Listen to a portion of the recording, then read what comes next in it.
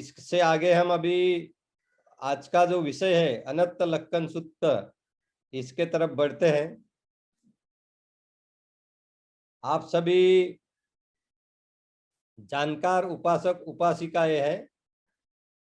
आप सभी को पता है कि बोधिसत्व सिद्धार्थ वैशाख पूर्णिमा के दिन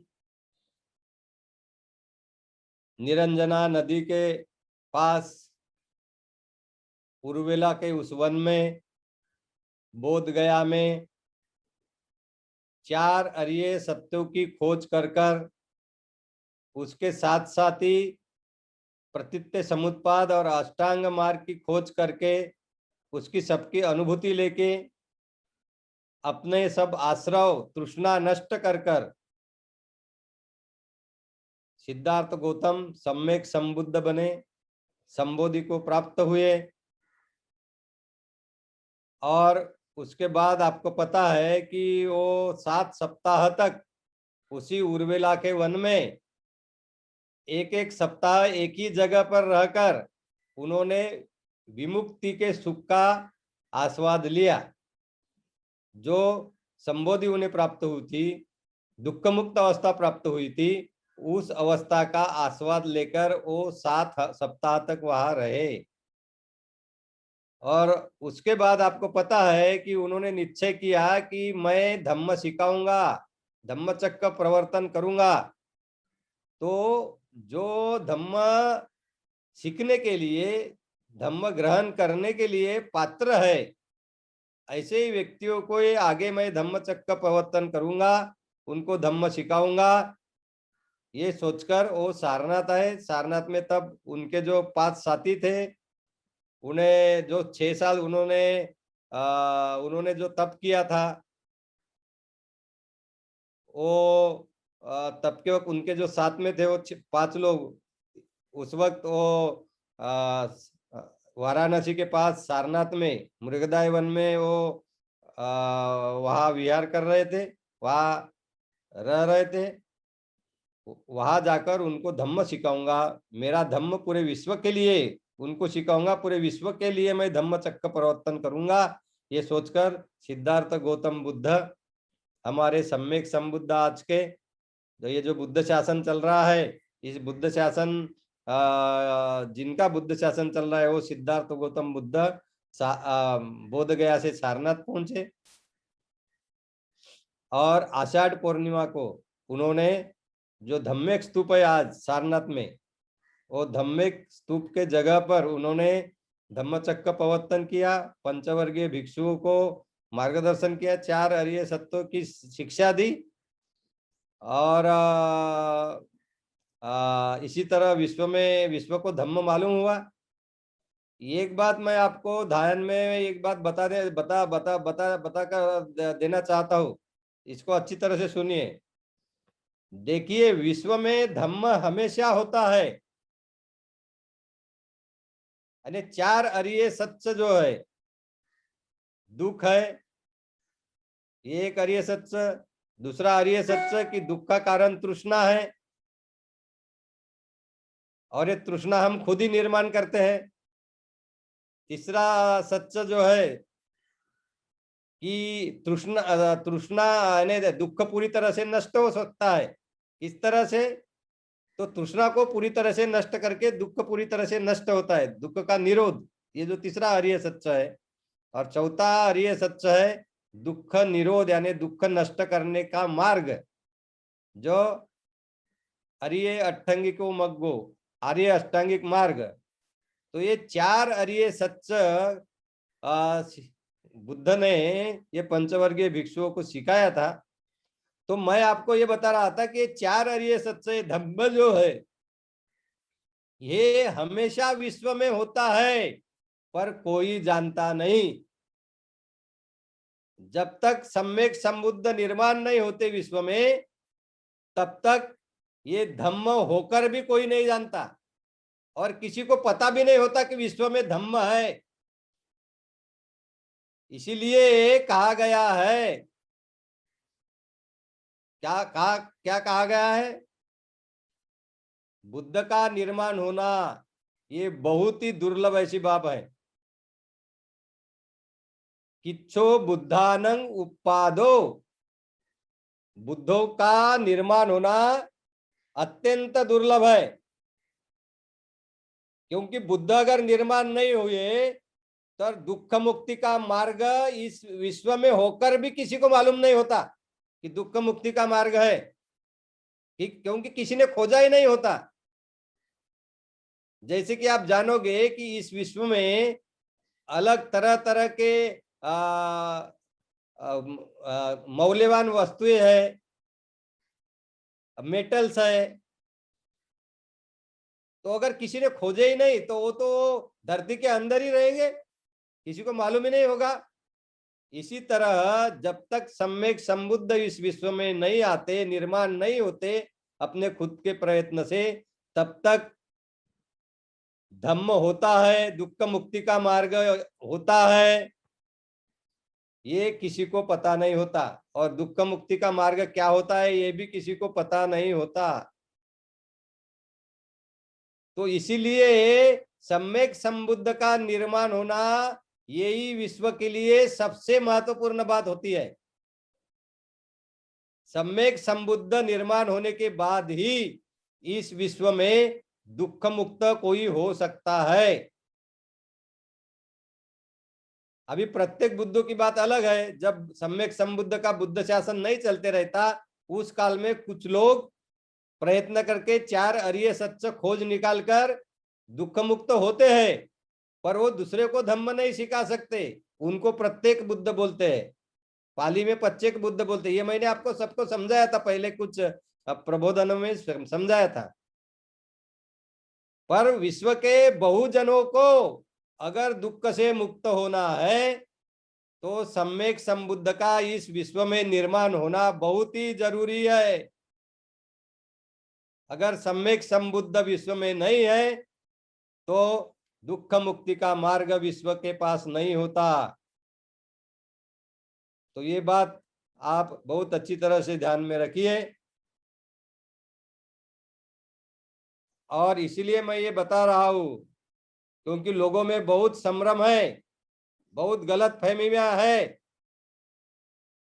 और एक बात और महत्व की बात मैं आपको समझाता हूं। जब तक सम्यक संबुद्ध, आज के सम्यक संबुद्ध है गौतम बुद्ध, तो जब तक सम्यक संबुद्ध ये विश्व में होते हैं, उनका महापरिनिर्वाण नहीं होता, तब तक जो सिखाते हैं वही बुद्ध की वाणी होती है, वही बुद्ध की शिक्षा होती है, उसी को बुद्ध वचन बोलते हैं। ने बुद्ध के मुंह से निकला हुआ शब्द और वही उनकी शिक्षा होती है, वही उनका सिखाया हुआ धम्म होता है। उनके महापरिनिर्वाण के बाद अगर कोई व्यक्ति बुद्ध का सिखाया हुआ धम्म समझकर अगर वो दूसरे शब्दों में अगर वो धम्म सिखाते हैं तो वो कोई बुद्ध की वाणी नहीं होती, वो उन्होंने बुद्ध वाणी का किया हुआ एक वर्णन होता है, स्पष्टीकरण होता है। तो उसको बुद्धवाणी नहीं कह सकते, बुद्ध का धम्म नहीं कह सकते। बुद्ध का धम्म तो सिर्फ बुद्ध जो बोलते हैं, बुद्ध की जो वाणी होती है उसी को कह सकते हैं।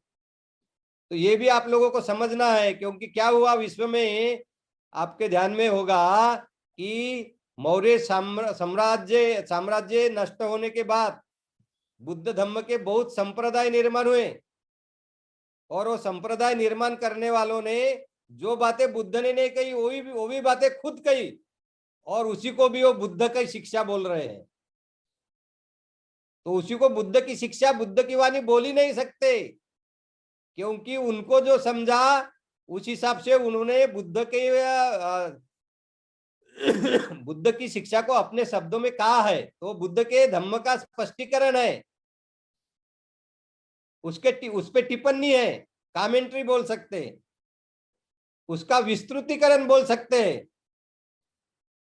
और कुछ कुछ बातें तो उन्होंने ऐसी कही कि जो बुद्ध के शिक्षा के खिलाफ भी है। तो ये बातें भी आप लोगों ने समझ में रखना है, नहीं तो हमारी सम्यक दृष्टि विकसित नहीं हो सकती। सम्यक दृष्टि ये अष्टांग मार्ग का पहला ही अंग है। सम्यक दृष्टि, सम्मा दिट्टि is the first part of the Noble Eightfold Path. And if you want to sharpen your samma ditti, right view, you must know that whatever Samma Sambuddha teaches up to his Mahaparinibban, it is only the Buddha Dhamma. It is only the teaching of the Buddha.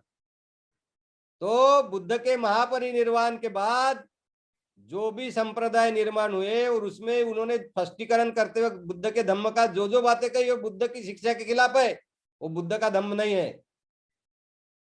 ये बातें आपने समझ लेना चाहिए। तो उस विषय पर मैं ज्यादा स्पष्टीकरण नहीं दूंगा। इस पर आगे हो सकता है कि एक दो सेशन में अलग से ले लूं।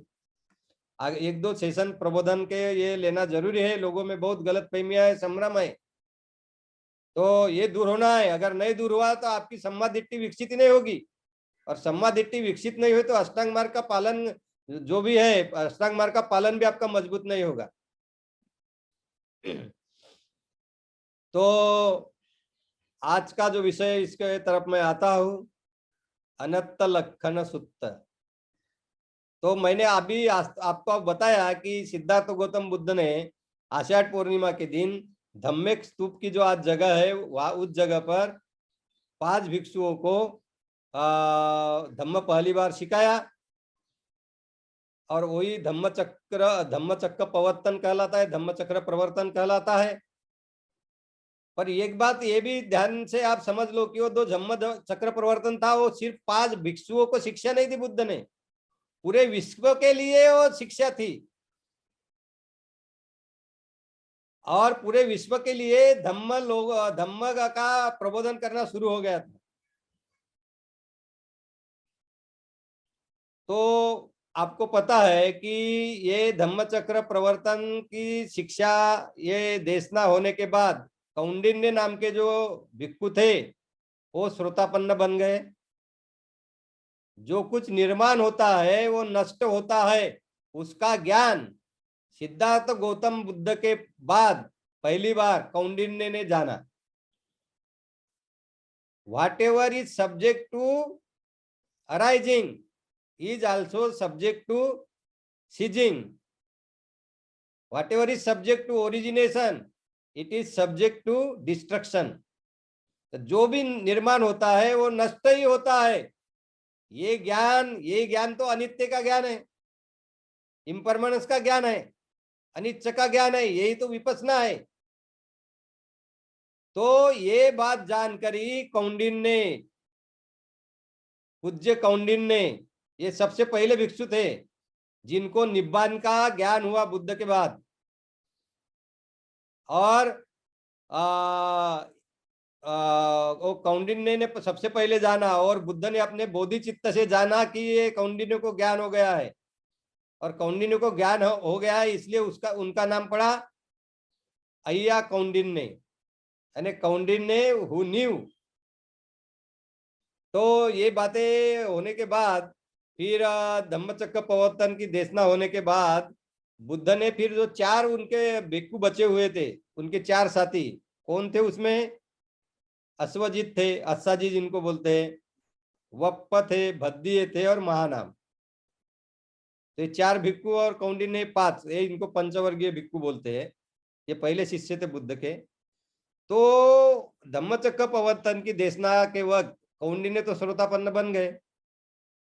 फिर आगे ने बुद्ध ने क्या किया, दूसरे दिन से कुछ भिक्षुओं को चारिका के लिए भेजते थे, भोजन लाने के लिए लोगों के घर में। आपको मालूम है कि भिक्षु भोजन किस तरह से ग्रहण करते हैं?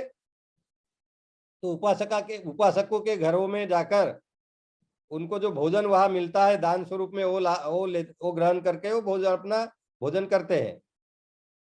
तो कुछ भिक्षु भोजन के लिए जाते थे, कुछ वहां मृगदाय वन में ही बुद्ध के साथ रहते थे।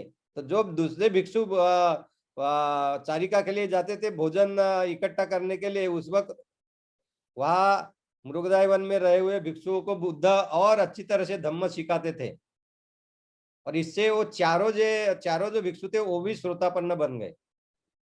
तो 5 भिक्षु जब श्रोतापन्न बन गए तो उसके बाद बुद्ध ने ये पांचों भिक्षुओं को अनत्त लक्कन सुत्त की देशना दी। अरे अनत्त लक्कन सुत्त की देशना देने के बाद ये पांचों भिक्षु अरहंत बन गए, दुख मुक्त हो गए, तो तृष्णा का पूरी तरह से निरोध हो गया। तो ये जो अनत्त लक्कन सुत्त है बहुत ही महत्वपूर्ण सुत्त है। ये बुद्ध के शासनकाल का, गौतम बुद्ध के शासनकाल का ये दूसरा ही सुत्त है, दूसरा ही मार्गदर्शन है, दूसरा प्रबोधन है। पहला एक धम्मचक्कप्रवर्तन सुत्त और ये दूसरा अनत्त लक्कन सुत्त। तो इस सुत्त के बारे में हम जानते हैं। ये एक बात मैं आपको समझा देता हूँ, ये सुत्त समय पर चर्चा करने से पहले, कि व्यक्ति क्या है। मैं, श्याम तागड़े, आप सभी अलग अलग व्यक्ति हो। तो व्यक्ति व्यक्ति कोई भी व्यक्ति क्या है, तो कोई भी व्यक्ति का अस्तित्व जो है ये सिर्फ उसका शरीर और मन है। शरीर और मन का एकत्र आना या आना यही मानव की निर्मित है। और शरीर और मन अलग अलग हो जाना ये मृत्यु है।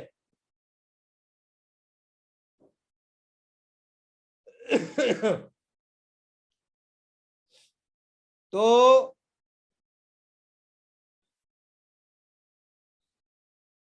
ये जो व्यक्ति है, मानव है, ये शरीर और मन ये दोनों से बना हुआ है, ये हमें समझ लेना है पहले। और बुद्ध ने शरीर को पाली भाषा में रूप कहा है और मन को पाली भाषा में नाम कहा है। और इसलिए व्यक्ति यानी क्या, शरीर और मन से बना हुआ वो व्यक्ति, इसको नाम रूप कहा है। नाम यानी मन और रूप यानी शरीर। तो हर एक व्यक्ति नाम रूपी है, शरीर और मन का ही बना हुआ है। तो इसलिए व्यक्ति के बारे में, हर एक व्यक्ति के बारे में आपको सत्य जानना है। तो उस व्यक्ति के नाम और शरीर के बारे में अगर आपको पता चल जाता है तो आप उस व्यक्ति के बारे में पूरी पूरी जानकारी हासिल कर सकते हो। फिर आगे में जाकर बुद्ध ने जाना कि रूप जो है, शरीर जो है ये शरीर है, और जो मन है ये मन जो है ये चार प्रकार के स्कंदों से बना हुआ है। तो मन के चार भाग है ऐसा समझिए, या मन के चार स्कंद है। Mind has 4 aggregates and body has only 1 aggregate. तो शरीर का एक ही स्कंद होता है, उसको रूप स्कंद बोलते हैं, और मन के 4 स्कंद होते हैं। तो मन के 4 स्कंद कौन से हैं? तो मन के 4 स्कंद है संज्ञा स्कंद, वेदना स्कंद, संस्कार स्कंद और विज्ञान स्कंद।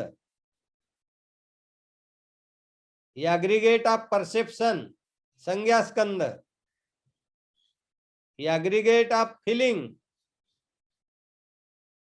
वेदना स्कंद, एग्रीगेट ऑफ होलिशन संस्कार स्कंद, संखार स्कंद, और एग्रीगेट ऑफ कॉन्शियसनेस चेतना विज्ञान, तो ये विज्ञान स्कंद हो गया। तो ये मन के ये 4 स्कंद और शरीर का एक स्कंद रूप स्कंद, तो ये जो 5 स्कंद है ये 5 स्कंदों से मिलकर व्यक्ति बनता है। और ये व्यक्ति व्यक्ति है ऐसा अगर हम बोलते हैं तो ये 5 स्कंद है ऐसा ही बोलना है। इनको ही उपादान स्कंद कहा गया है। उपादान स्कंद क्यों कहा गया है? क्योंकि ये स्कंदों के कारण ही हमें आसक्ति निर्माण होती है, इसलिए इनको पंच उपादान स्कंद कहा गया है। तो ये पंच उपादान स्कंद के का ज्ञान होना, यही धम्म जानना है।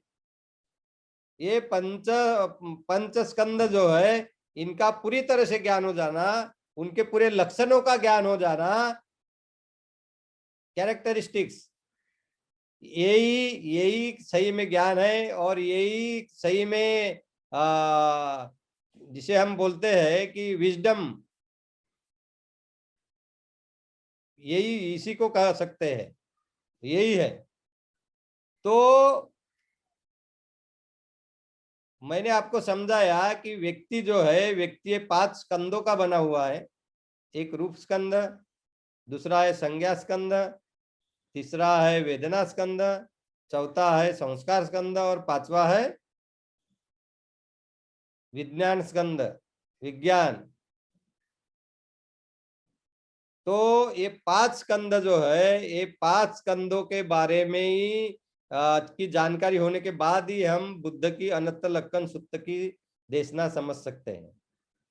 तो बुद्ध क्या कहते हैं अनंत लक्षण सुत्त में?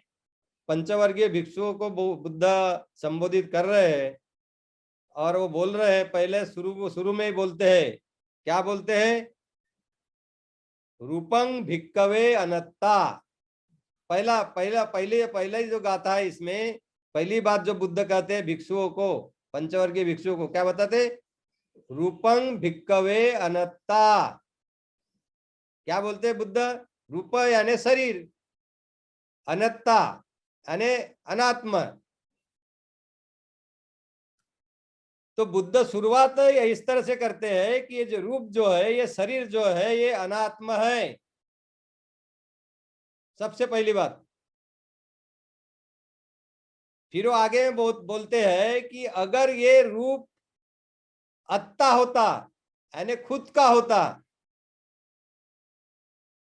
अनात्मा नहीं होता, आत्मा होता, तो बुद्ध बोलते हैं अगर आत्मा होता ये शरीर, ये रूप, तो ये बाधाग्रस्त नहीं होता, रोगग्रस्त नहीं होता, क्षतिग्रस्त नहीं होता। और इस रूप के बारे में हम ऐसा कह सकते थे कि मेरा रूप ऐसा ही हो, मेरा रूप ऐसा न हो। क्या क्या बुद्ध बुद्ध ने क्या शब्द प्रयोग में लाए हैं? देखो जरा। बुद्ध बोलते हैं कि ये रूप जो है, शरीर जो है, ये अनात्म है। और आगे में क्या कहते हैं? अगर ये शरीर, ये रूप आत्म होता, यानी शरीर यानी मैं होता, व्यक्ति होता, तो क्या बोलते हैं? ये अगर मैं होता तो ये रूप जो है, ये शरीर जो है, ये रोगग्रस्त नहीं होता, बाधाग्रस्त नहीं होता। क्योंकि मेरा ही होता, मैं ही होता, तो मैं उसको नहीं होने देता क्षतिग्रस्त, मैं बाधाग्रस्त नहीं होने देता, क्योंकि मेरा उस पर पूरा पूरा क्या होता? कब्जा होता। वो पूरा रूप जो है वो मेरे कब्जे में होता, मैं जैसा कहूं वैसा होता उसके साथ। और मैं चाहूं कि इस रूप के साथ ऐसा ना हो, तो ऐसा नहीं होने देता उसको। मैंने चाहा कि ये रूप को जर्जर नहीं होने दूंगा, तो जर्जर नहीं होता। मैं अगर ऐसा कहता कि ये मेरा रूप इसी तरह का रहे, तो उसी तरह का रहता। इसलिए बुद्ध बोलते हैं अगर ये रूप आत्मा होता, अगर वो रूपी मैं खुद होता, तो ये रूप बाधाग्रस्त नहीं होता, क्षतिग्रस्त नहीं होता, रोगग्रस्त नहीं होता। और इसके बारे में मैं कह सकता कि मेरा रूप ऐसा ही हो और मेरा रूप ऐसा न हो। पर बुद्ध बोलते हैं कि पाली में इसको क्या कहा है बुद्ध ने? रूपंच हिदंग भिक्कवे अत्ता अभविष्य नईदंग रूपं आबादाय संवत्ते लब्बत च रूपे एवं में रूपंग होतु एवं में रूपंग मा होसीति। तो इसका मतलब क्या बुद्ध कहते हैं? ये जो मैंने आपको जो बात अभी कहा ना, ये समझ लेना बहुत जरूरी है। जो लोग अष्टांग मार्ग का पालन करते हैं, और अष्टांग मार्ग के पालन में उनको अगर अपनी प्रगति और करना है, तो अनंत लक्षण सूत्र बहुत अच्छी तरह से समझ लेना जरूरी है, क्योंकि अष्टांग मार्ग का पालन करते वक्त विपස්සना का अभ्यास करते हुए, विपස්සना भावना जो है जिसमें अनित्य दुख अनात्म का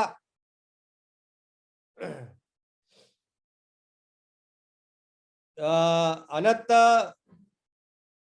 अनित्य दुख अनात्म का जब हम बोध करते हैं, तो ये अनित्य दुख अनात्म का जो बोध करते हैं हम, तो उसमें ये अनात्म का बोध अच्छी तरह से समझ लेना है।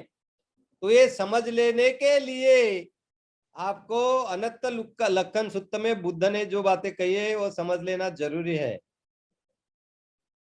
तो ये बात आप अच्छी तरह समझ लो क्या क्या है बुद्ध ने रूप के बारे में। और जो पंचस्कंद है उसमें से रूप ये पहला स्कंद है, तो उसके बारे में बुद्ध ने क्या कहा? रूपं भिक्कवे अनत्ता। तो बुद्ध ने ये कहा कि ये जो रूप जो है ये ही अनंत है। ये रूप जो है, ये रूप ये मेरा नहीं है, मैं नहीं हूं। ये बात अच्छी तरह से समझ लेना चाहिए। दूसरी बात वो समझते हैं, ये समझने के लिए काफी है, जरूरी है कि अगर उन्होंने आगे में बोला कि अगर ये रूप मेरा होता, मैं होता, तो क्या करता?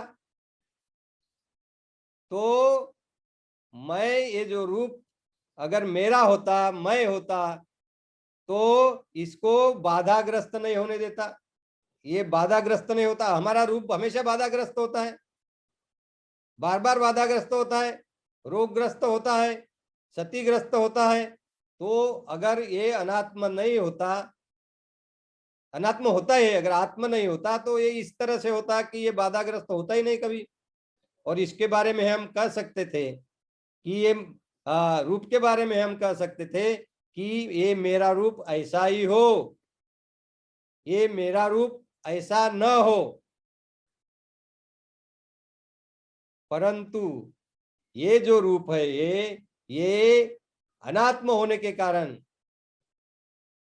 ये मैं न होने के कारण इस रूप के बारे में ऐसा नहीं कह सकते कि ये ऐसा ही हो और ये ऐसा न हो। और ये रूप को ये नहीं कह सकते कि ये रूप ये मैं हूं, ये मेरा है और ये मेरा आत्मा है। तो ये तीन बातें बुद्ध ने कही है कि ये रूप के बारे में क्या, आखिरी में हमें ये ज्ञान हो जाना चाहिए, अनुभूति पर ज्ञान होना जाना चाहिए क्या, कि ये रूप ये मैं नहीं हूं, ये मेरा नहीं है।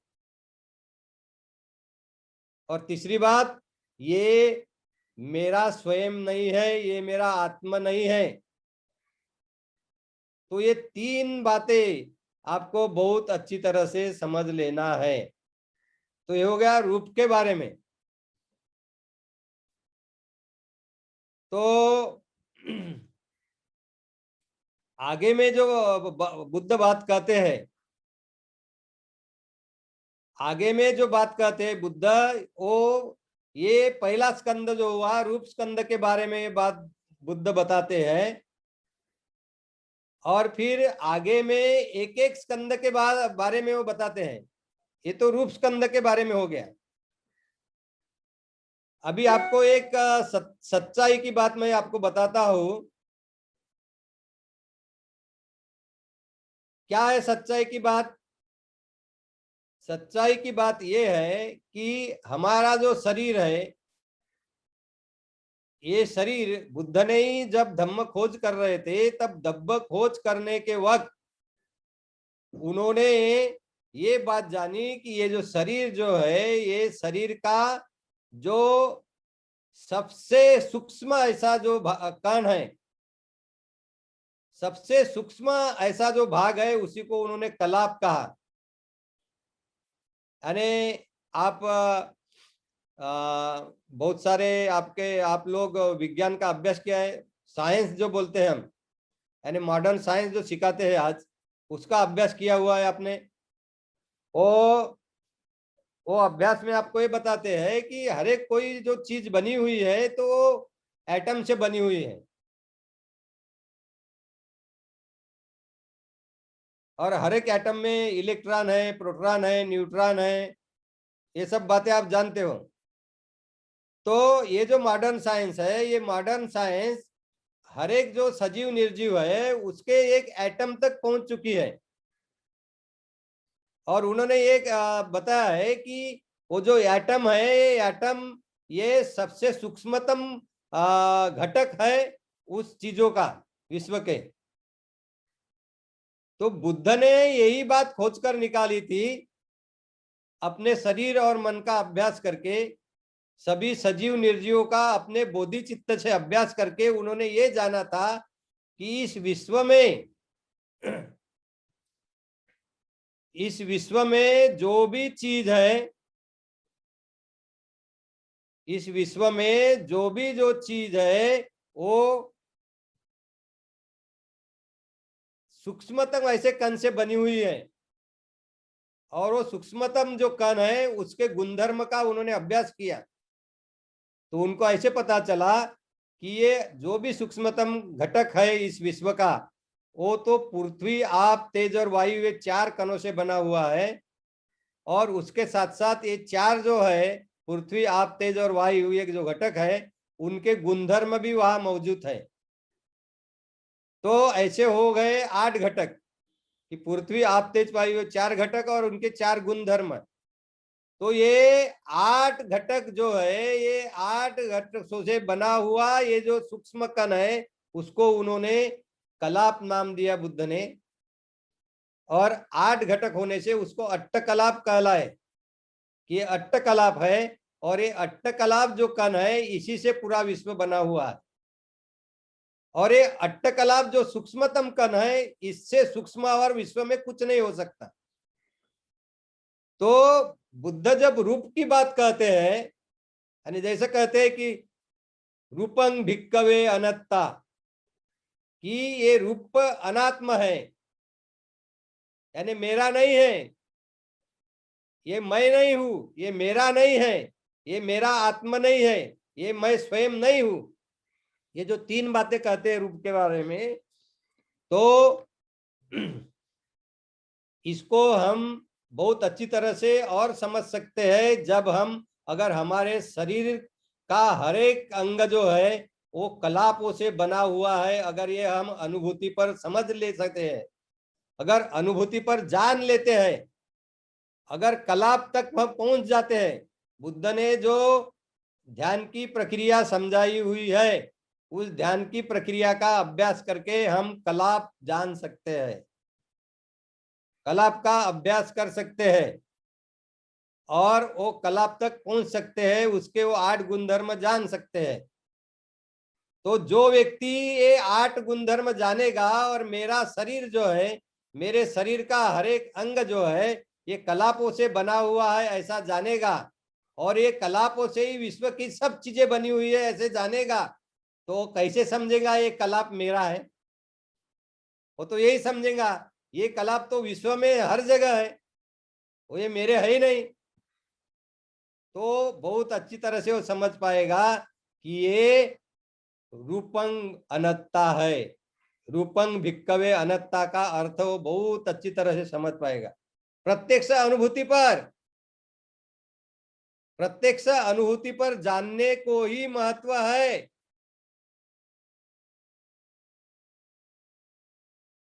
हमारे बुद्धि से जान लेना ये ये सिर्फ हमारे लिए सफिशिएंट नहीं है। बुद्धि के स्तर पर ही जान लेना हमें पूरी तरह से ज्ञान नहीं देता।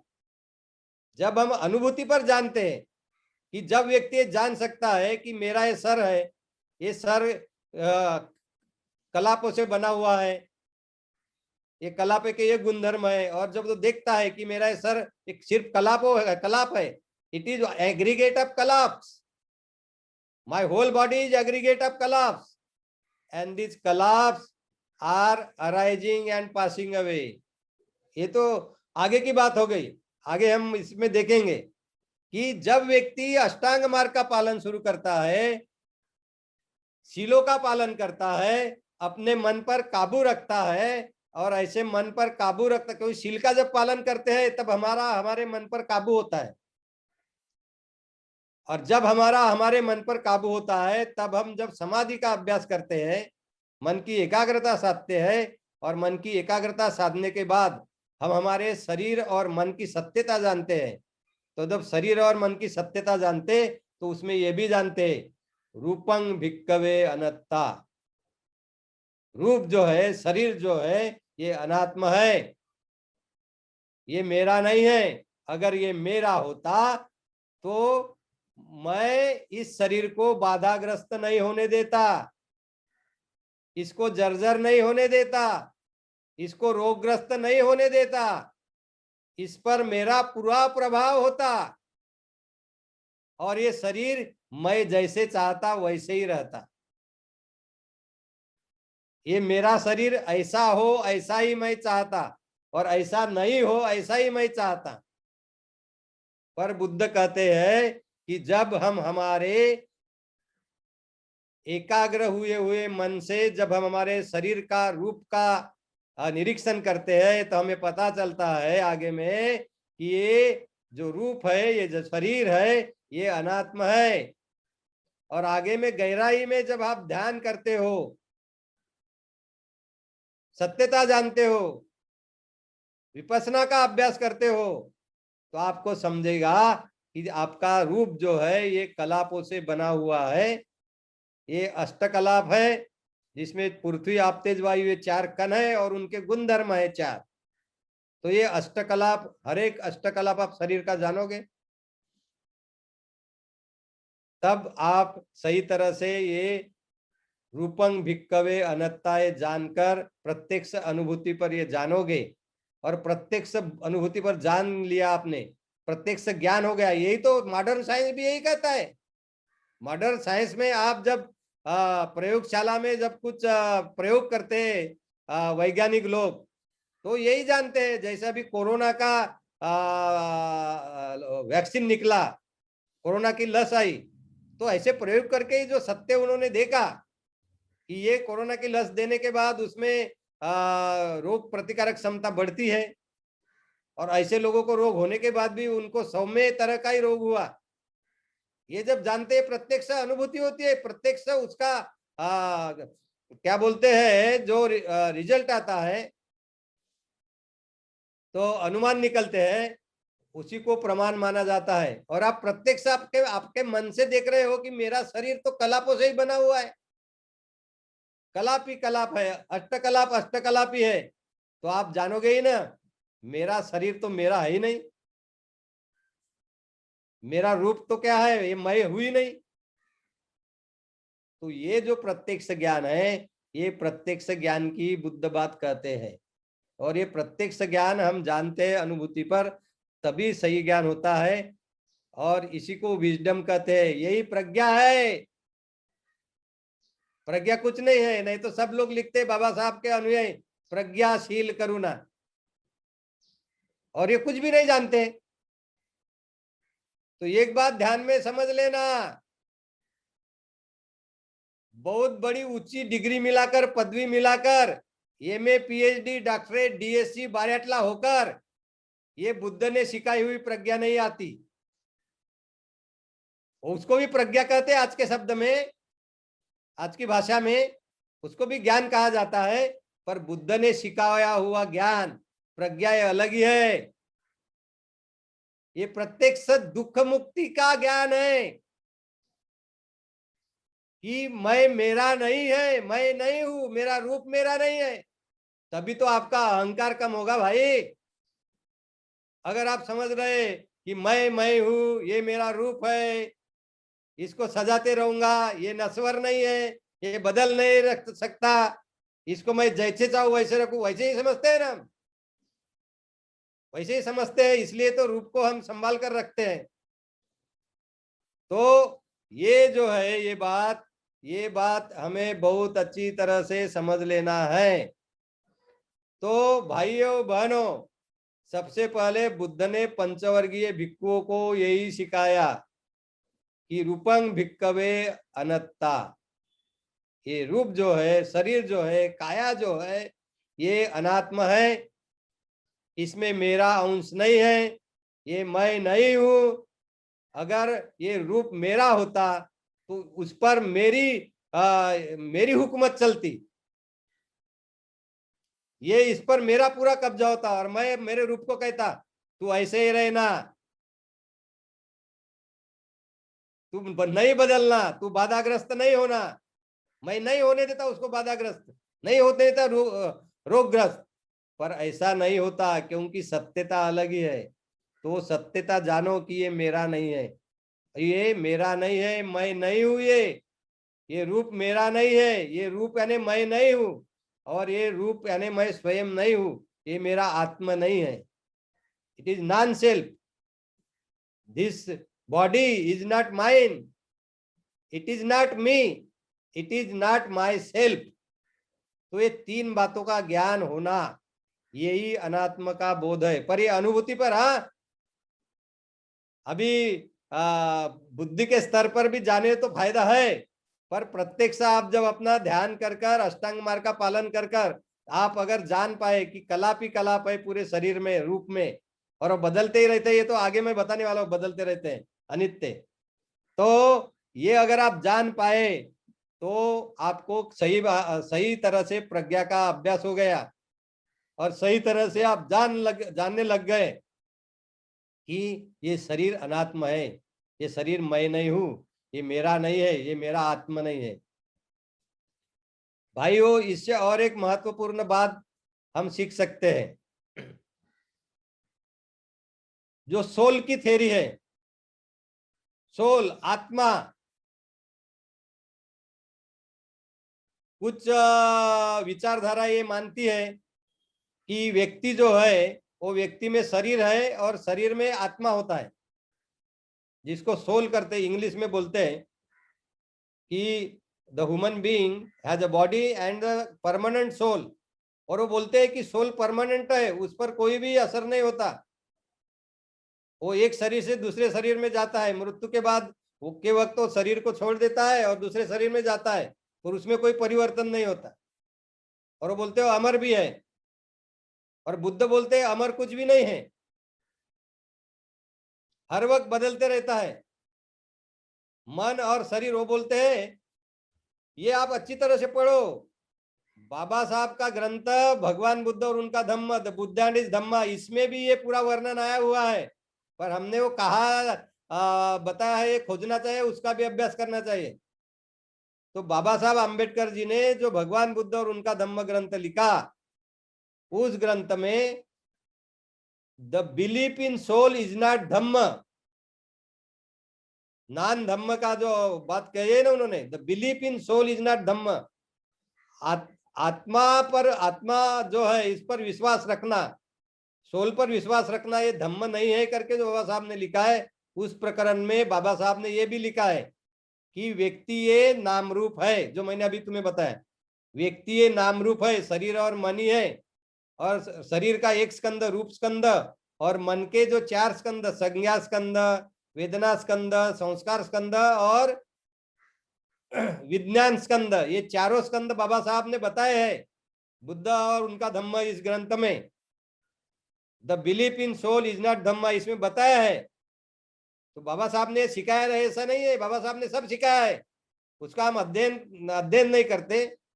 कुछ लोग करते होंगे पर बहुत सारे लोग नहीं करते, और फिर इसलिए धम्म पालन में उनकी प्रगति होती नहीं, और सही मायने में प्रज्ञा का उनको ज्ञान भी नहीं होता। तो ये जो बाबा साहब के बुद्ध का, बाबा साहब का बुद्ध एंड इस धम्म उनका जो ग्रंथ है, भगवान बुद्ध और उनका धम्म जो ग्रंथ है, उसमें बाबा साहब ने ये रूपं भिक्कवे अनत्ता, the body is non self, ये भी लिखा हुआ है बाबा साहब ने।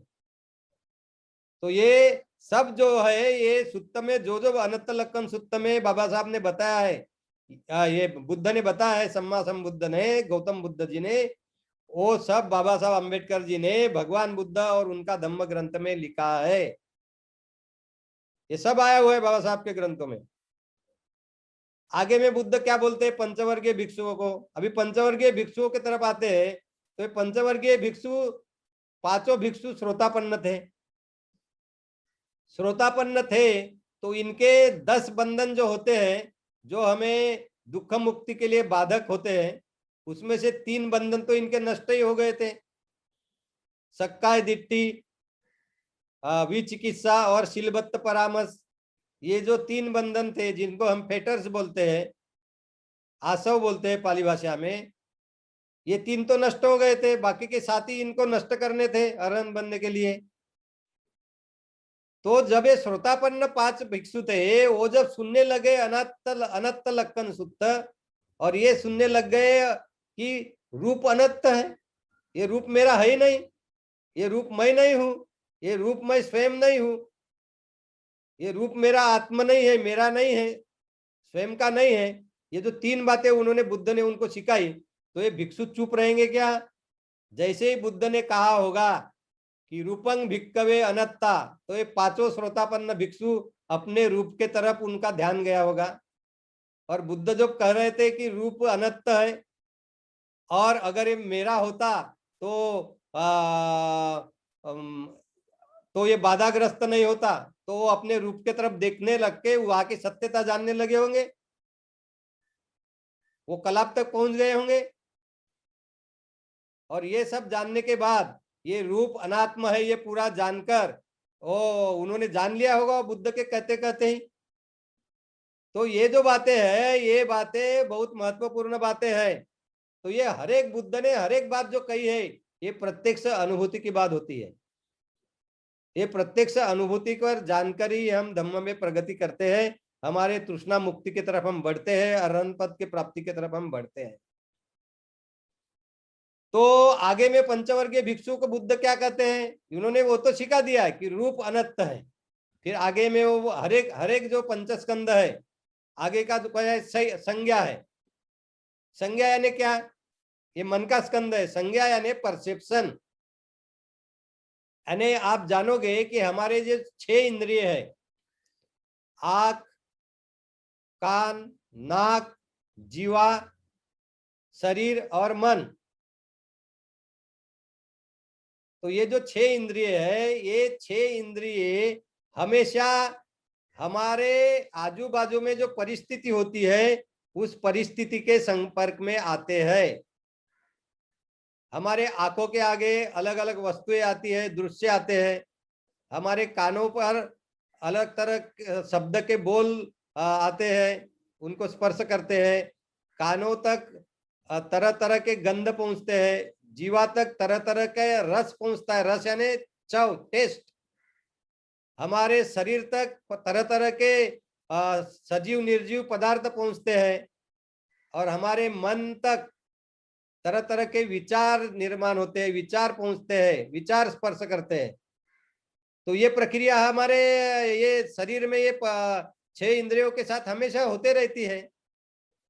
तो जब ये इंद्रियों को ये उनके विषय स्पर्श करते हैं, जैसे आंखों को रूप स्पर्श करते हैं, कान को शब्द स्पर्श करते हैं, नाक को गंध स्पर्श करता है, जीभ को चव स्पर्श करती है, रस स्पर्श करता है, शरीर को सजीव निर्जीव पदार्थ स्पर्श करते हैं, और मन को धम्म स्पर्श करते हैं, विकार स्पर्श करते हैं।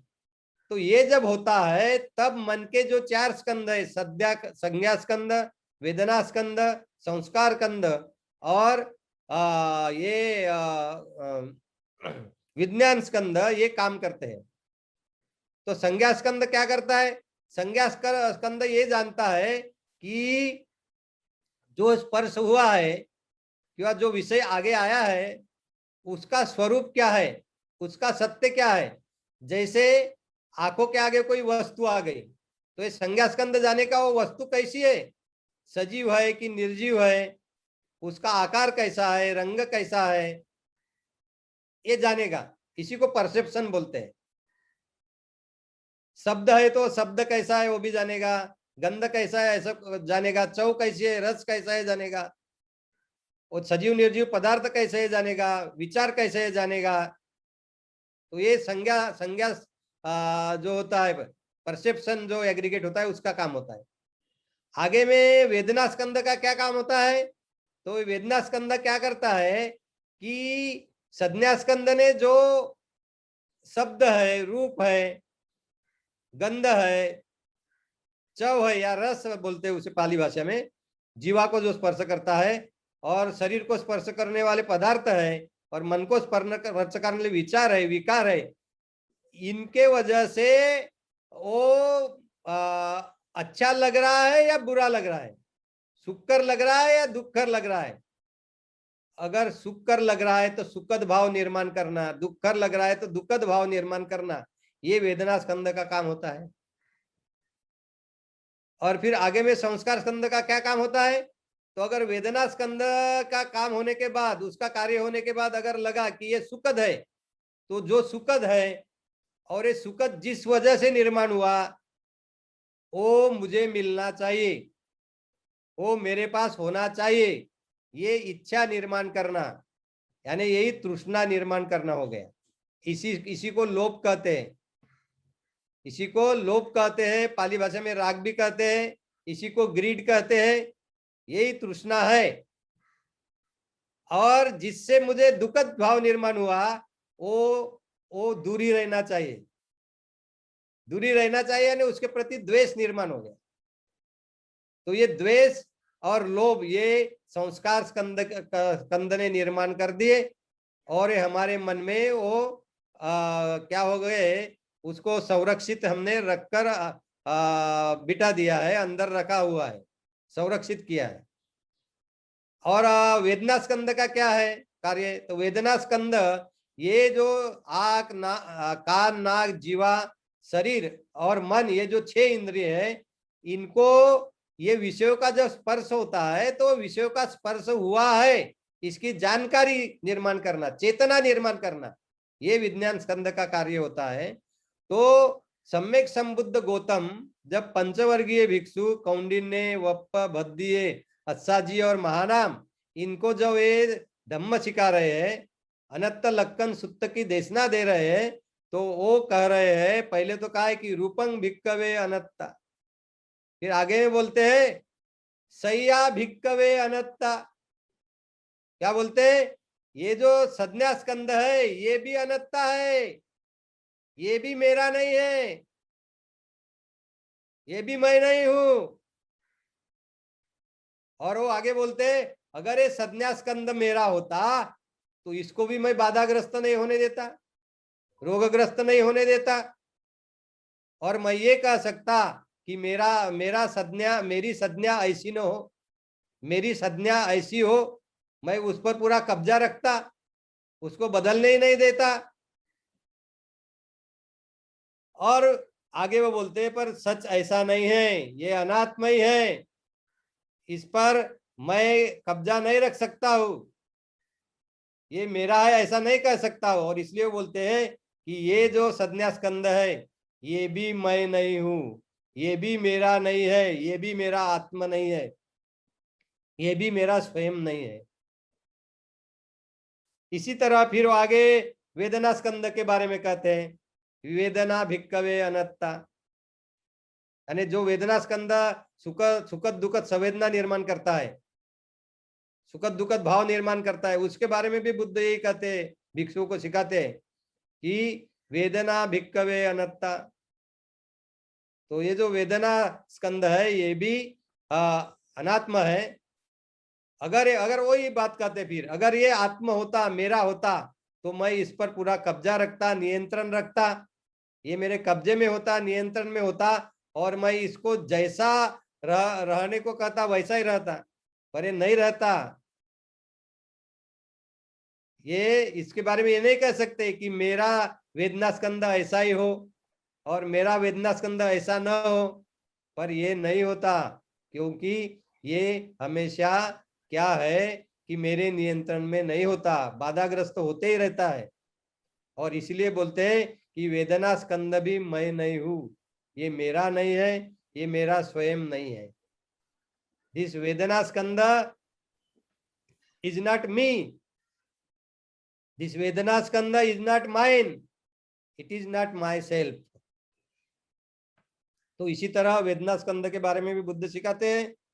फिर आगे में संस्कार स्कंद के बारे में सिखाते हैं और कहते हैं कि ये संस्कार स्कंद है, ये भी मेरा नहीं है। संखार भिक्कवे अनत्ता, तो ये संकार स्कंद जो है ये भी अनात्मा है, क्योंकि इस पर भी मेरा कोई नियंत्रण नहीं, कब्जा नहीं, मेरी मालकियत नहीं। ये जो संस्कार स्कंद है अपने आप में काम करता है, इसको मैं नहीं कह सकता कि तू ऐसे ही रह, तू इस तरह से न रहे, तू अभी निर्माण होता, तू अभी अपना काम कर, अभी अपना काम बंद कर, ऐसा नहीं मैं कह सकता। और इसलिए बोलते हैं कि ये जो संस्कार स्कंद है ये भी अनात्म है। ये संस्कार स्कंद यानी मैं नहीं हूं, ये मेरा नहीं है, वे मेरा स्वयं नहीं है। यदि sanskara skandha aggregate of sanskara, aggregate of volition is not me, this aggregate of volition is not mine, this is not my self. इसके आगे फिर बुद्ध आगे बढ़ते हैं और फिर विज्ञान स्कंद के बारे में यही भिक्षुओं को कहते हैं विज्ञान भिक्कवे अनत्ता, ये विज्ञान स्कंद जो है ये भी अनात्मा है, ये भी मेरा नहीं है, ये भी मेरे में कब्जे में नहीं है, ये भी मेरे नियंत्रण में नहीं है। इसको जैसे चाहे वैसे वो बदलता है, वैसे वो काम करता है। मैं नहीं कह सकता कि ये मेरा विज्ञान, ये मेरी चेतना ऐसी ही हो, ये मेरी चेतना ऐसी न हो, ये ऐसा नहीं कह सकता। ये मेरे प्रभाव में है ही नहीं, नियंत्रण में है ही नहीं। और इसलिए बुद्ध कहते हैं कि ये जो विज्ञान स्कंद है ये मैं नहीं हूं, ये विज्ञान स्कंद मेरा नहीं है, ये मेरा स्वयं नहीं है। This aggregate of consciousness is not me, this aggregate of consciousness is not mine, it is not my self. तो ये ज्ञान जो है ये ज्ञान प्रत्यक्ष रूप से अनुभूति पर लेना है। तो ये भिक्खु क्या पंचवर्गीय भिक्खु श्रोतापन्न बने हुए हैं। जब बुद्ध ये कह रहे हैं तो सब देख रहे हैं, अपना रूप स्कंद देख रहे हैं, संज्ञा स्कंद देख रहे हैं, वेदना स्कंद देख रहे हैं, संस्कार स्कंद देख रहे हैं, विज्ञान स्कंद देख रहे हैं और उसकी सत्यता देख रहे हैं। सब कलाप कलाप देख रहे हैं और उनको दिख रहा है सब कलाप ही कलाप है, मेरा तो कुछ नहीं। ये कलाप जो विश्व में सभी जगह है वही कलाप मेरे शरीर में है, पंचस्कंद में है। और वो जानते हैं कि वो जो पूरा विश्व जिससे बना हुआ है वो मेरा कैसे हो सकता है। पूरा विश्व, इस विश्व की सजीव निर्जीव सभी वस्तुएं जिन कलापों से बनी हुई है वो कलाप मेरा कैसे हुआ।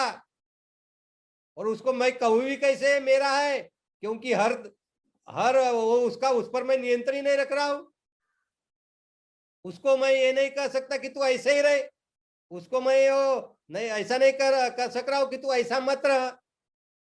तो ये जो कलाप है जिससे ये मेरे 5 स्कंद बने हुए हैं, रूप स्कंद, संज्ञा स्कंद, वेदना स्कंद, संस्कार स्कंद और विज्ञान स्कंद, ये 5 स्कंद जिससे बने हुए हैं उसी से मैं बना हुआ, मैं मेरे शरीर में देख रहा हूं। ये सत्यता है।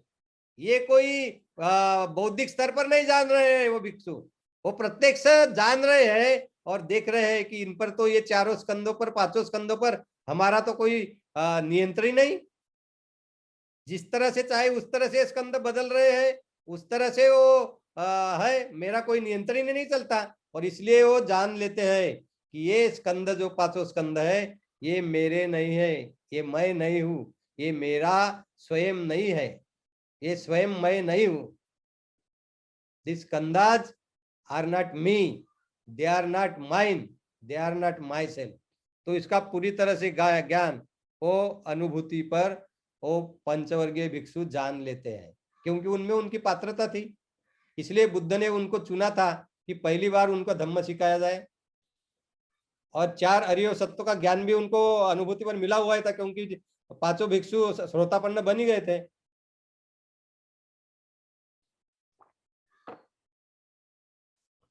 तो ये जो 5 भिक्षु थे, पंचवर्गीय भिक्षु, इनको तो इन्होंने, बुद्ध ने अभी अनात्म सिखाया,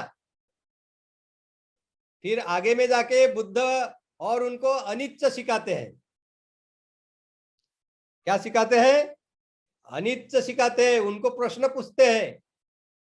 तो मैंने आपको बताया कि अनित्य, दुख और अनात्म, ये जो विश्व है, जो विश्व निर्माण हुआ है, जिस विश्व में हम है, ये विश्व इन तीन तत्वों पर ये विश्व चलता है। ये तीन लक्षण जो है, कैरेक्टरिस्टिक है विश्व की, जो हमेशा सही होती है। कौन से?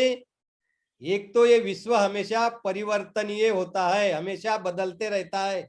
It is not permanent, it is impermanent, it is ephemeral, it is always changing, it is arising and ceasing.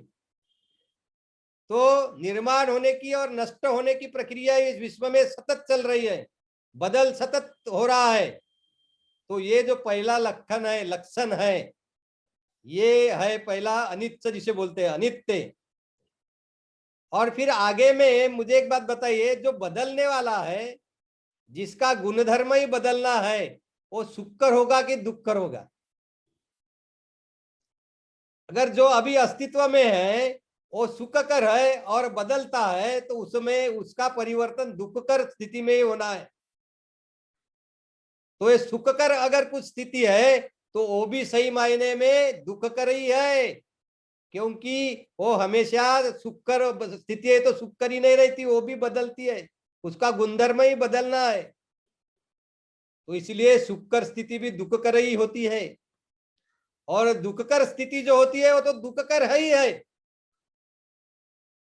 तो इसलिए तथागत सम्यक संबुद्ध गौतम बुद्ध धम्मेक स्तूप आज जाए, उस जगह पर पंचवर्गीय भिक्षुओं को अनंत लक्षण सूत्र की देशना देते वक्त पूछते हैं।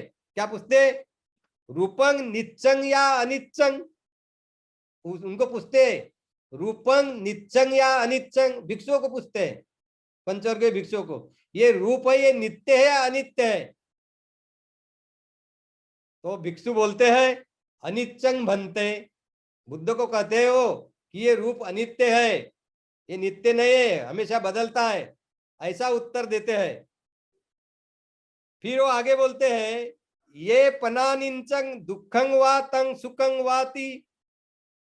वो आगे बोलते हैं कि जो ये अनित्य है, ये सुखकर है कि दुखकर है? तो पंचवर्गीय भिक्षु बोलते दुखंग भन्ते, तो ये दुखकर ही है बोलते, जो अनित्य है वो। और फिर आगे में जाकर बोलते हैं येंग पनानिच्च दुखंग विपरिणाम धम्मंग कल्लंग नूतंग समनुपस्थितुं एतंग मम येसे हम अस्मि एसो में अत्ताति नो हेतंग भन्ते। तो ये क्या करते हैं तथागत इन भिक्षुओं को पूछते हैं कि पहले तो पूछते हैं रूपंग निच्चंग और अनिच्चंग। वो पूछते हैं कि ये रूप जो है, शरीर जो है अपना, ये नित्य है अनित्य है? तो जवाब देते हैं निच्चंग बनते, अनिच्चंग बनते, अनित्य बनते, हमेशा बदलने वाला है। फिर आगे उनको पूछते हैं ये जो निच्चंग अनिच्चंग है रूप, ये दुखंग और सुखंग? तो बोलते दुखंग बनते, ये दुखकर ही है। और आगे में पूछते हैं कि ये जो अनिच्च है, दुखंग है, दुखकर है, जो हमेशा विपरिणाम धम्म है। विपरिणाम धम्म यानी बदल होना, जिसका धर्म है, गुण धर्म है, वो अनात्म है। उसको क्या ये मेरा है कह सकते हैं हम, या मैं हूं कह सकते हैं, ये मेरा स्वयं है ऐसा कह सकते हैं? तो बनते बोलते हैं नहीं बनते। तो इसमें ये जो 3 लक्षण है ये विश्व के, ये 3 ही लक्षण जानना अनुभूति पर, यही बुद्ध के धम्म को अनुभूति पर जानना है कि रूप जो है अनित्य है, हमेशा बदलते रहता है, और बदलते रहता है इसलिए वो दुखकर है, दुख है। क्योंकि मैंने आपको समझाया दुखद स्थिति जो अभी है वो तो दुखद ही है, पर सुखद स्थिति अगर अब आपके पास है, जिसका अनुभव ले रहे हो आप सुखकर बात का, सुखद स्थिति का, वो भी परिवर्तनीय है, और परिवर्तनीय है तो दुखकर स्थिति आने की ही संभावना है, इसलिए वो भी दुखद है। और इसलिए अनित्य है तो दुख है, और जो अनित्य है, दुख है, हमेशा विपरिणाम धम्म है, यानी बदलने वाला है। उसको जो बदलने वाला है उसको ये मेरा है कैसे कहूं, ये मैं है कैसे कहूं, और मैं स्वयं हूं कैसे कहूं, कही नहीं सकता। अगर उसको मेरा मैं कहता तो वो बदलता नहीं, मेरा मेरा मेरा उस पर नियंत्रण होता, मैं जैसे चाहूं वैसा होता। अगर मैं चाहता कि मेरा रूप 200 साल तक ऐसे ही रहे, 60 साल तक, 80 साल तक ऐसे ही रहे, तो अगर मेरा नियंत्रण होता, मेरा होता, तो वो नहीं बदलता। तो भिक्षुओं को पूछते, पंचवर्गीय भिक्षुओं को बुद्ध, कि ये नित्य है कि अनित्य, अनित्य है तो अनित्य बोलते, और फिर आगे क्या बोलते हैं, जो अनित्य है वो दुख है। आगे बोलते हैं कि जो अनित्य है, दुख है, जो हमेशा विपरिणाम धम्म है, जो हमेशा बदलते रहता है, वो मैं नहीं हूं, वो मेरा नहीं है, वो मैं स्वयं नहीं हूं।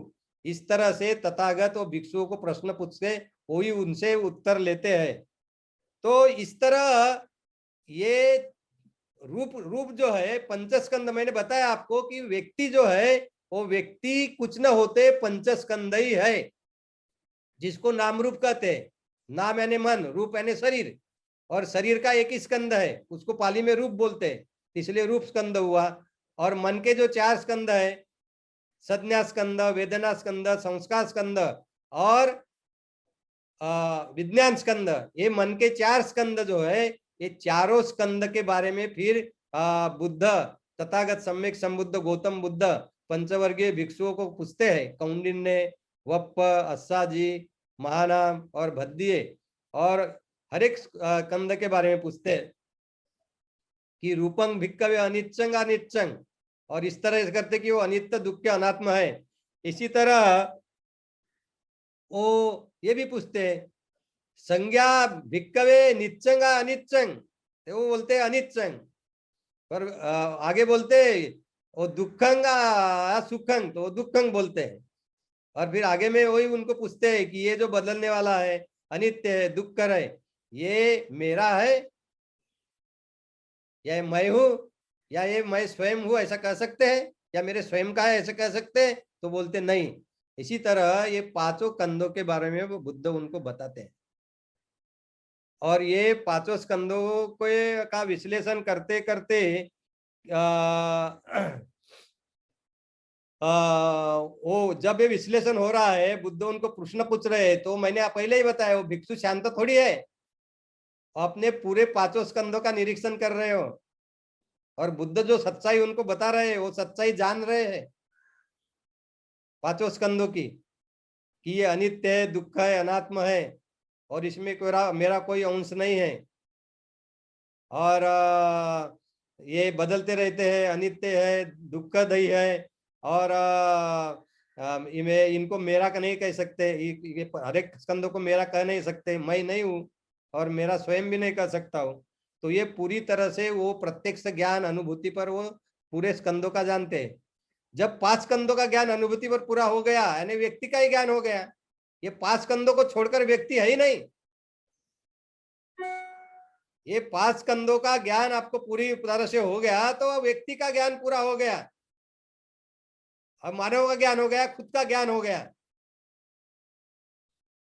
तो ये ज्ञान जानने के बाद आगे में बुद्ध और उनको और आगे कहते हैं, बताते हैं कि इस विश्व में, पहले तो उन्होंने इतना ही बताया, तो पहले व्यक्ति क्या करेगा कि अपना खुद का ही रूप देखेगा, अपने मन में जो संज्ञा है, वेदना है, संस्कार है, विज्ञान है, उसको ही देखेगा, उसका ही स्वरूप देखेगा। ये पंचस्कंद मेरे जो है, मेरे खुद के, वही अनित्य, दुख, अनात्म है, ये देखेगा। और उसमें आगे में बुद्ध जाके बोलते हैं कि भूतकाल में, वर्तमान में, भविष्य में जो ये पंचस्कंद होंगे, रूप होगा, संज्ञा होगी, विज्ञान होगा, वेदना होगा, संस्कार होगा, ये सभी, और भूतकाल भविष्यकाल वर्तमान के तो को तो जानेंगे ये पंचस्कंद को, पर मेरे अंदर है और मेरे बाहर है वो भी, यानी आपके आजू बाजू में जो भी वस्तुएं हैं, निजीव सजीव निर्जीव, उनके भी पंचस्कंद आप जानोगे, वहां की भी सत्यता जानेंगे कि वो भी अनित्य है, अनात्म है, दुख है।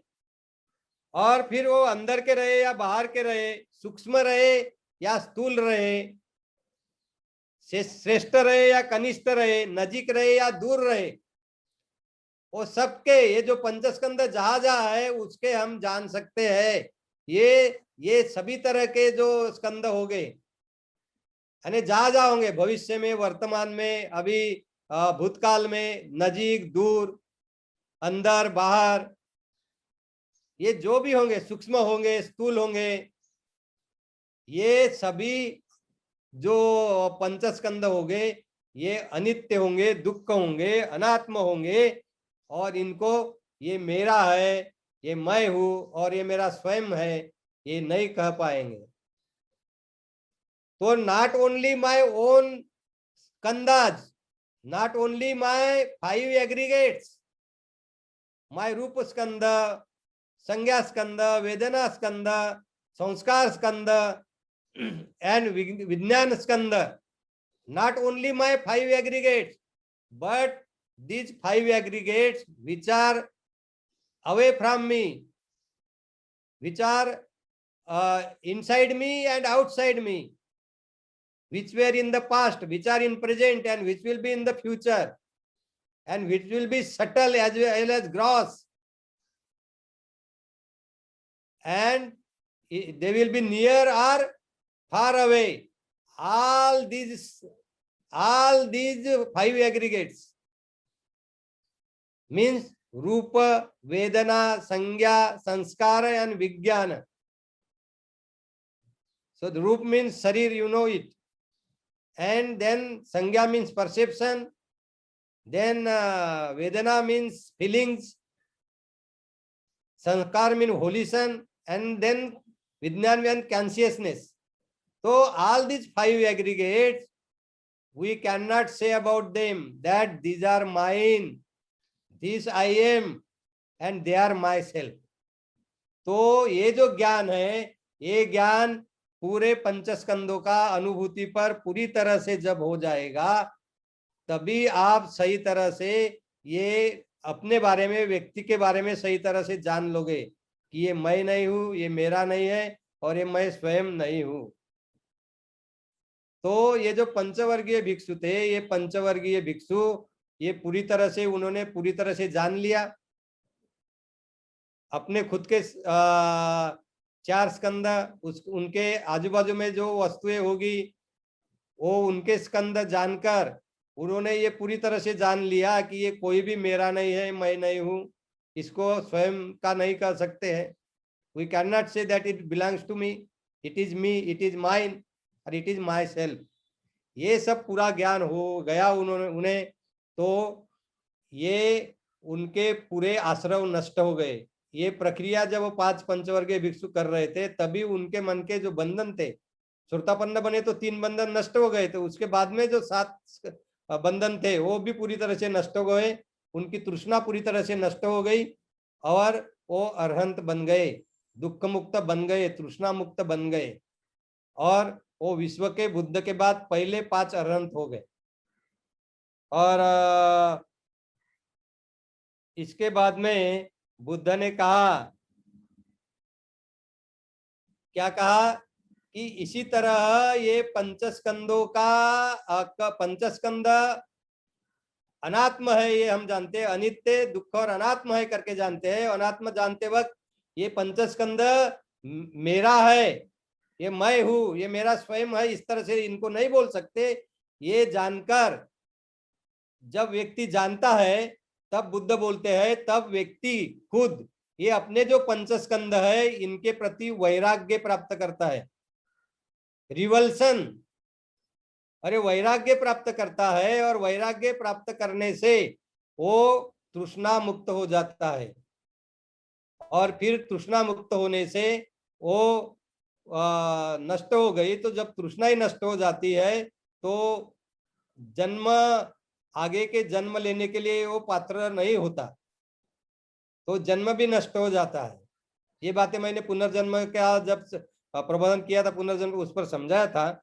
तो इसी तरह ये पंचवर्गीय भिक्षु भी अरहंत पद को प्राप्त हो गए, पूरी तरह से तृष्णा नष्ट नष्ट करके, 10 जो आश्रम होते हैं वो नष्ट करके वो तृष्णा मुक्त हो गए। तो आपको पता होगा कि इसी ये इतना शिक्षा देने के बाद ये अनंत लक्षण सूत्र की देशना पूरी हो जाती है। तो मैंने बताया आपको कि बुद्ध, सिद्धार्थ गौतम बुद्ध के शासन काल में सबसे पहला जो मार्गदर्शन उन्होंने दिया, धम्म चक्र प्रवर्तन सूत्र की देशना उन्होंने दी सारनाथ में ही, मुरुगदाई वन में। और दूसरी जो देशना थी, यानी पूरे उनके शासन काल का दूसरा सूत्र ही अनंत लक्षण सूत्र है। पर ये त्रिपिटक जो है, पाली त्रिपिटक में, ये संयुक्त निकाय में मिलता है, और संयुक्त निकाय के खंड संयुक्त में ये सूत्र पाया जाता है। तो इसका आप अभ्यास कर सकते हो। और ये अनंत की जो देशना है बुद्ध की, ये अनंत लक्षण सूत्र के साथ साथ संयुक्त निकाय में और अनंत सूत्र है, राध सूत्र है, नकुल पीत सूत्र है, ये भी खंड संयुक्त में मिलते हैं, उनमें भी पाई जाती है। और एक महत्व की बात आपको मैं बताता हूं कि बुद्ध जो है, गौतम बुद्ध, उनके बेटे जो थे राहुल, उनको 3 महत्वपूर्ण सूत्र यानी देशना बुद्ध ने दी थी। एक उनमें से एक है महाराहुलोवाद सूत्र। तो ये महाराहुलोवाद सूत्र जो है, ये मध्यम निकाय का 62वां सूत्र है, मध्यम निकाय का 62nd सूत्र है महाराहुलोवाद सूत्र। तो ये महाराहुलोवाद सूत्र ने बुद्ध ने राहुल को, अपने बेटे को, यही सिखाया था कि पंचस्कंद जो है, रूप स्कंद जो है, संज्ञा स्कंद जो है, वेदना स्कंद जो है, संस्कार स्कंद जो है, और विज्ञान स्कंद जो है, ये पांचों स्कंद अनात्म है। इन पांचों स्कंद को ये मेरा है, ये मैं हूं, ये मेरा स्वयं है, ऐसा नहीं कर सकते, यही देशना दी थी। और उसी के बाद ही ये आनंद अरहंत बन गया था। तो ये बातें मुझे आपको समझानी थी। मुझे लगता है कि ये बातें आपको समझी होंगी। ये बहुत समझना जरूरी है। जो जो जो बातें आप अभ्यास करते हो, अष्टांग मार्ग का पालन करते हुए, आप जब अनित्य का बोध करते हो, दुख का बोध करते हो, और उसके साथ अनात्म का बोध करते हो, ते अनात्म का बोध करने के लिए ये हमारे तीनों स्कंद अलग अलग हम जान सकना चाहिए। पांचों स्कंद, ये पांचों स्कंद अलग अलग जानते हो, हम अलग अलग जान के ये मेरा नहीं है, मैं नहीं हूं, और ये मेरा स्वयं नहीं है, जानना बहुत जरूरी है। और ये जानने के लिए कलाप भी जानना बहुत जरूरी है कि सब कुछ कलापों का बना हुआ है। तो इस तरह के ये ज्ञान आने के बाद ही हमें सही तरह से ज्ञान का ज्ञान होता है, सही तरह से विजडम जिसको हम बोलेंगे ना, तो वो विकसित होती है, प्रज्ञा विकसित होती है। और ये प्रज्ञा विकसित होने के बाद इसी को विपස්සना भी कहते हैं। तो ये सभी शब्द जो है, ज्ञान, प्रज्ञा, हाँ, विपස්සना, ये एक ही शब्द है।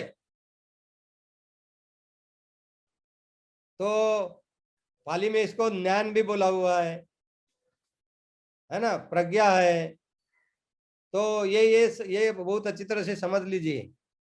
तो भाइयों बहनों, मुझे लगता है अनंत लक्षण सूत्र की जो देशना थी, वो देशना मैंने आपको समझा के बताई है।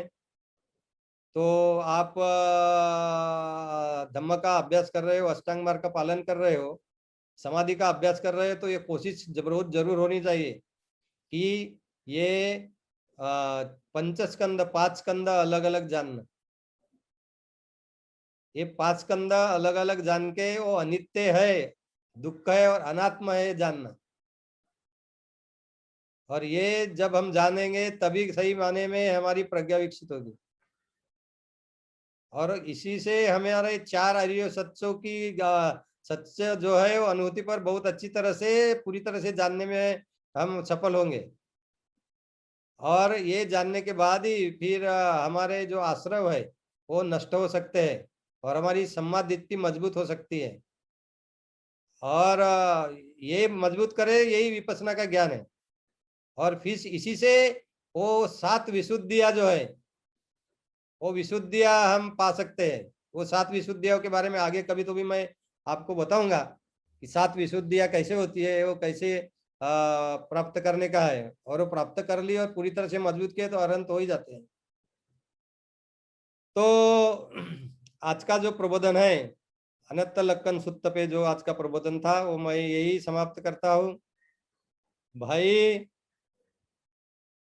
भाइयों बहनों, आप लोग बहुत श्रद्धावान हो।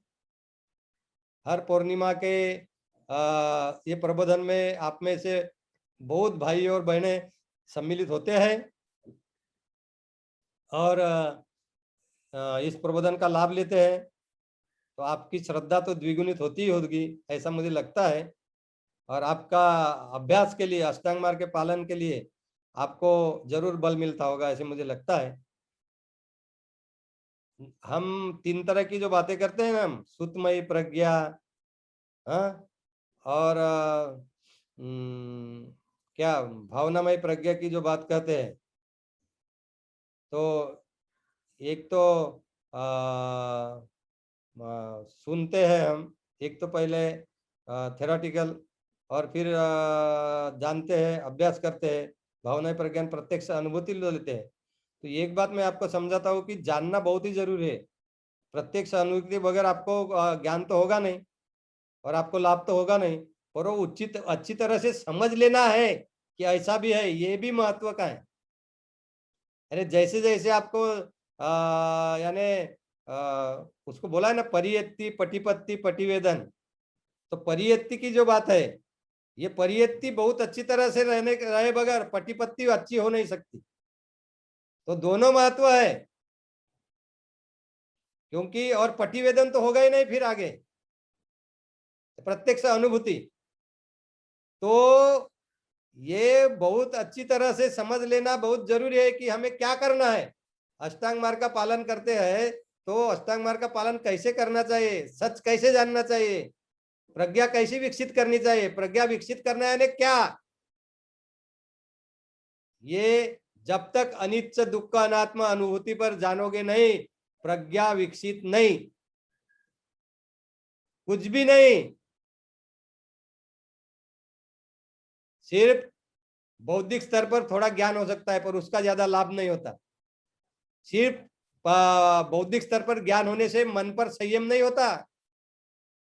मैं मन पर संयम प्रस्थापित होने के लिए प्रत्यक्ष अनुभूति पर ही अनित्य अनित्य का ज्ञान होना पड़ता है, दुख का ज्ञान होना पड़ता है, अनात्मा का ज्ञान होना पड़ता है। तो इसलिए बाबा साहब के अनुयायी हो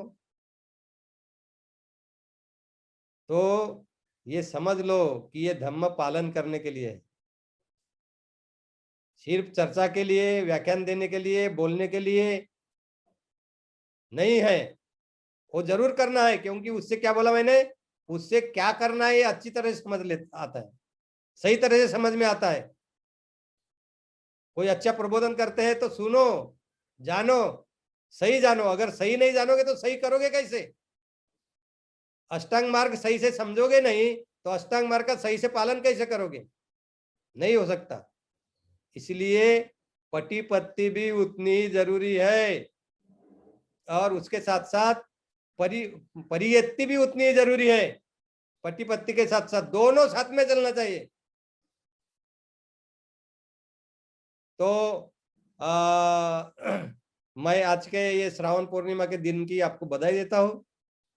आपका संकल्प मंगल हो, कल्याण हो, आप धम्म में बहुत प्रगति करें, आपके परिवार के सब लोग धम्म में प्रगति करें, आपका परिवार सही मायने में बुद्ध धम्म का पालन करने वाला परिवार बने, आपके परिवार के सभी सदस्य अष्टांगिक मार्ग का पालन करे, उसमें मजबूती लाए, अपने विकार कम करे, अपना शील मजबूत करे, प्रज्ञा विकसित करे, अनित्य दुख अनात्म का बहुत गहराई से अनुभूति पर जान ले, और इसी से आपका लाभ हो, सभी क्षेत्र में आपकी प्रगति हो, आपके घर में सुख रहे, शांति रहे, आपको धन मिले, आपकी पूरी तरह से प्रगति हो, और सुख शांति से आप जीवन जीवो, और ध्यान और समाधि और ये अष्टांग मार्ग का पूरी तरह से पालन करके ये बुद्ध का जो शासन है, बाबा साहब का जो धम्म मिशन है, ये मजबूत करने में आपका योगदान लगे। तो मैं आपको शुभकामना देता हूँ, आपका सबका मंगल हो, ऐसी कामना करता हूँ। सब्बे सत्ता सुखिनो होन्तु, सब्बे सत्ता खेमिनो होन्तु, सब्बे सत्ता सुखी तत्तो होन्तु। सभी जीव शारीरिक दृष्टि से और मानसिक दृष्टि से स्वस्थ रहे, सुखी रहे, वो सभी संकटों से मुक्त रहे। भवतु सब्ब मंगलं, भवतु सब्ब मंगलं, भवतु सब्ब मंगलं। सभी जीव सुखी रहे, सर्व जीव सुखी राहोत, may all beings be happy. साधु साधु साधु।